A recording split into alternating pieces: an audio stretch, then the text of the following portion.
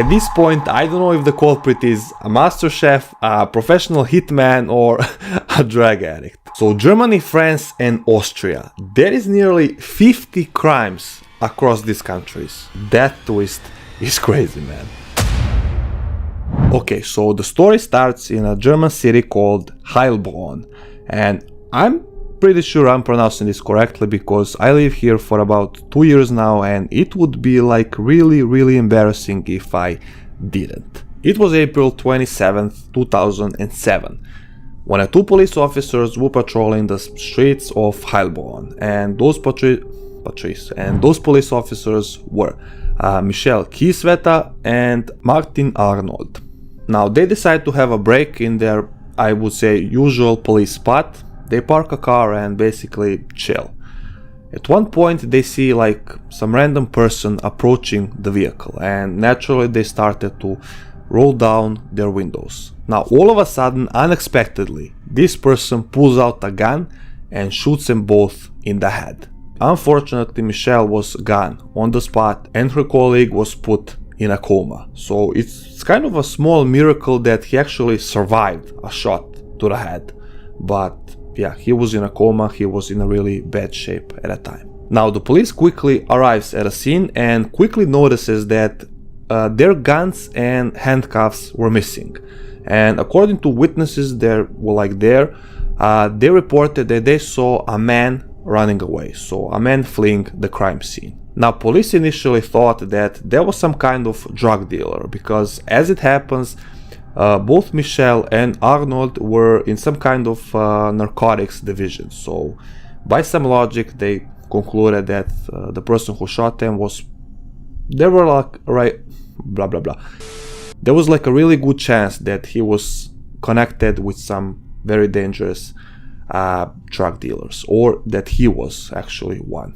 Fast forward a few days, Arnold wakes up from coma and police officers rush to investigate him, to question him, to find out if he actually knows something that would lead them to the main suspect. Unfortunately, he was so stressed, everything was playing so quickly that he just couldn't remember anything. So he just saw a silhouette, let's call it, of a person, and that was it. However, they collected the DNA at the crime scene, and unfortunately they had a bad luck because it was not in the system. So they ran it through the system, it was not there, but they concluded that it was actually a woman. So the first confusing thing is that the witnesses reported a man, so a guy, fleeing the crime scene, and the DNA showed like a sample of woman. So what the hell was going on here? So they decided to do a further testing, and they found a match on a case that occurred 14 years earlier. Okay, man. It was kind of a shock to everybody, but that was not all. They found initially, so there is the very important word here, initially, 5 more matches of the same DNA, and they found it on various objects and different places, so different cities. And to make matters worse, that DNA was present in 3 different countries, so France, Germany, and Austria. I guess we're gonna take a trip across Europe.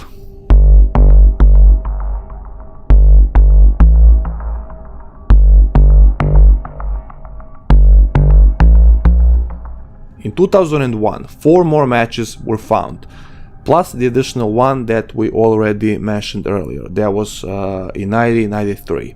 In the first 2 cases, the victims were male and female in the late 60s and came from the cities Freiburg and Oberstein. Now the samples that matched the crime scene from 2007 were found on a cup and a kitchen knife. In October the same year, they found the same sample on unfinished cookie in some kind of caravan, which was burglarized. Is that a word? So there was a burglary, and it occurred in some kind of caravan. The mobile house, I could say. 2004, there was a robbery in France, and it was a robbery in a jewelry store, right?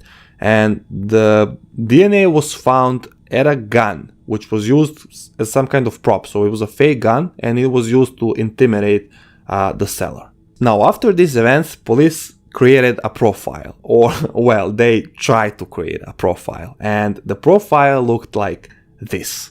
The culprit was a woman with European or Russian origin who was also a drug addict, and she was also a thief who liked to kill old people.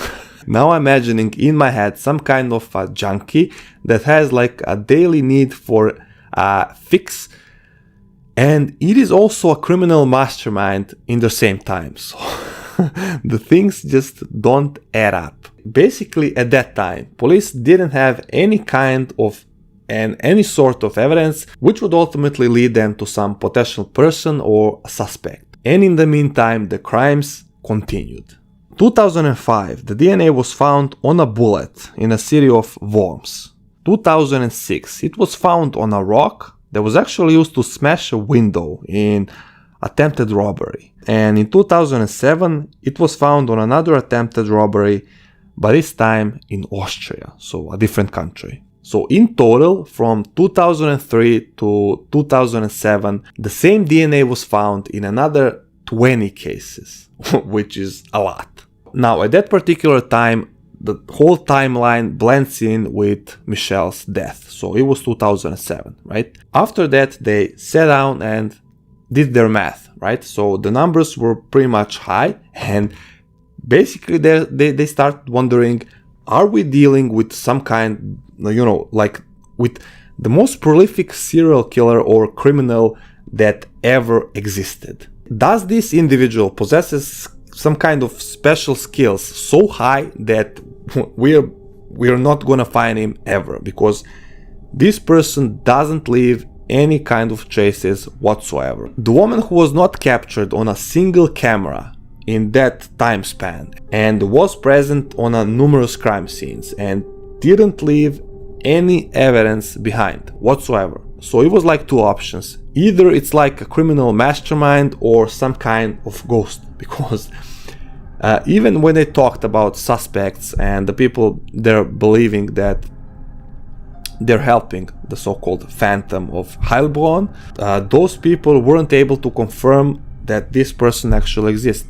And the police thought that they're too scared to talk about this person. I mean, even on the mention of that name, they were like, their mouth were like, no, I'm not saying anything, man. So you can beat me, you can trash me in a cell, you can do whatever you want. I'm not gonna spill the beans. So that's it.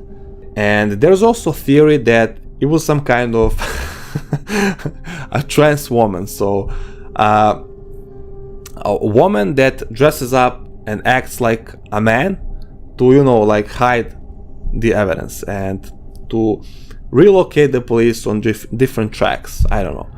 They basically searched for every single possible theory, and I think they even hired like some kind of psychic to help them. So imagine the frustration in that police department. So they were so desperate that they even offered like 300,000 euros reward for any kind of information. So if you have information of about a Phantom of Heilbronn or a woman without a face, please contact us. You will get rich. And from 2007, another 6 cases were involved with the same DNA. So naturally at that point the public was like, okay guys, you like really need to start doing your job. So the pressure was tremendous, and that's actually a light word. They were putting so many hours in this chase and so many manpower that pressure from the public was like quite expected. And in 2009 they finally formed like some kind of special team that was in charge of going into the smallest details on this case. And I think it was kind of forensic team, special kind of team. And what they found was, let's just say, idiotic.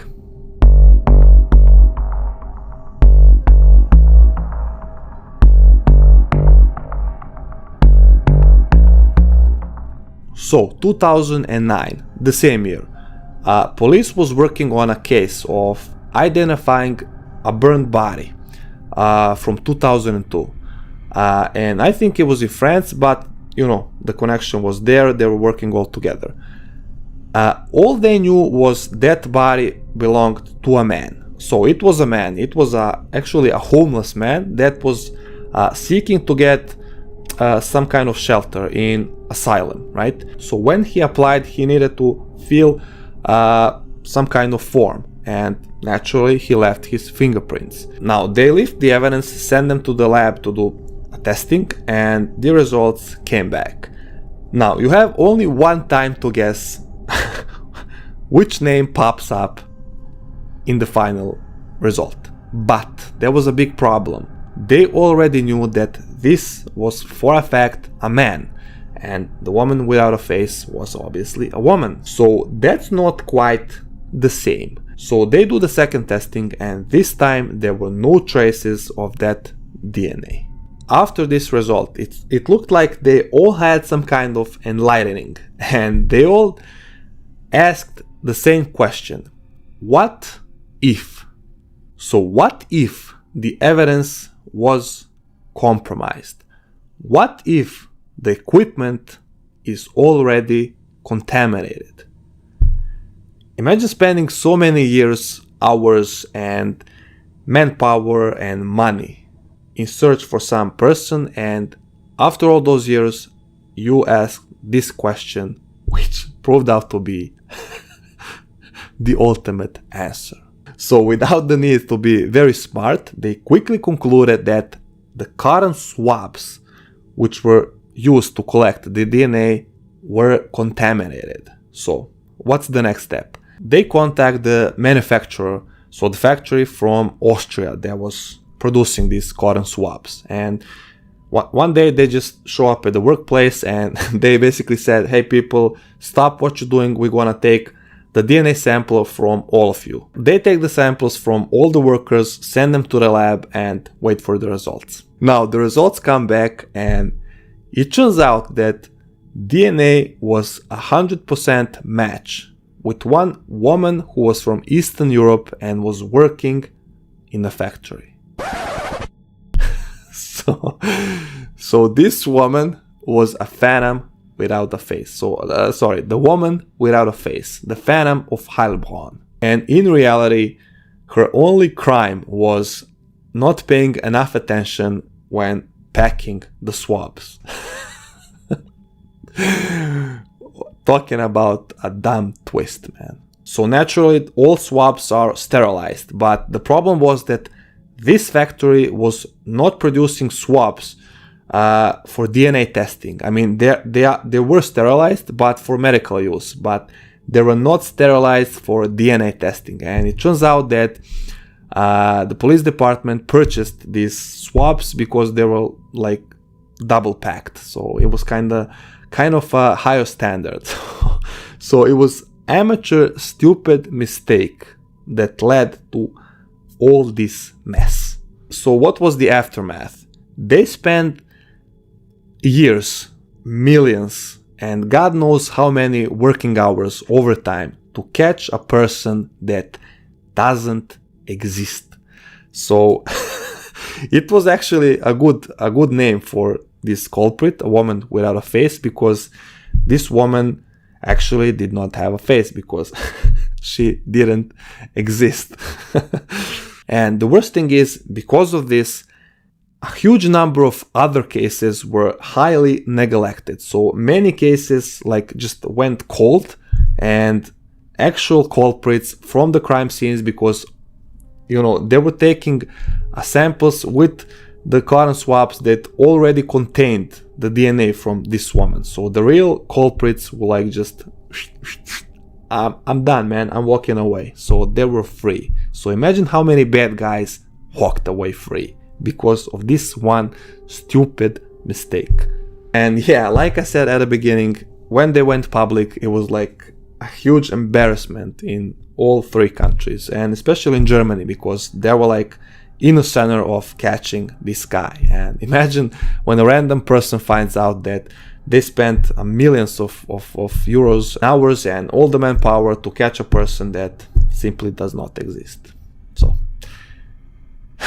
ridiculous. They, of course, later, I think they made some kind of law or some kind of process that will ensure that something like this never occurs again. And cut. I guess that's a wrap on today's case, on today's story. And like I said at the beginning, it is really not a clickbait. It was really strange and stupid, because they created this character who was like a criminal mastermind, who was like so highly intelligent, left no traces behind, and it turns out that the condom swabs were contaminated with a lady from Eastern Europe. So good job, police team. Very good job on spending millions of euros of tax money. As always, thanks for watching, and of course, see you in the new one. For now, Casual Detective Alex, out.